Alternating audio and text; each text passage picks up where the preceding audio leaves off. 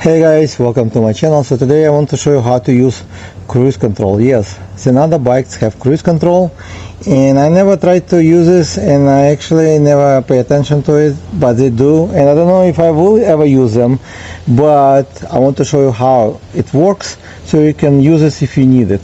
I found out through one of my follower. He showed me, so I will post his a link to his channel or his Instagram or TikTok in description, so I'll give him a credit for showing this to me as well. I'll show you how to use this without load, but it's going to be the same with the load.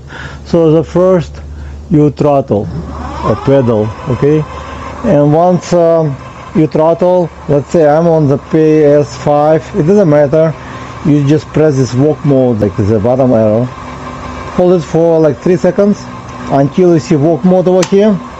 You can let it go now and it will stay 29 miles an hour, whatever. You can change the speed basically by going, it's only on the Pro works, because the Pro speed will change. If you go to PS4, it will drop the speed to the PS4. You can drop to 3, you go to the less speed, 2, it will go to less speed, and then number 1 will drop even more. Basically the speed will be related to your pedal assist. That's only work with Pro, the speed change, but with regular Saber, Herald, you cannot really change the speed, I think, based on the PS, because it's independently works, but the cruise control should work the same way.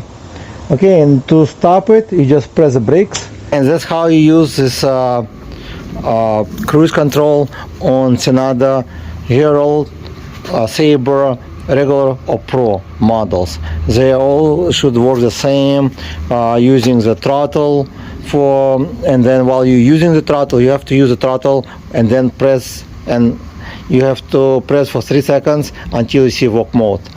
And thank you guys for watching. Please subscribe and I'll see you in the next video.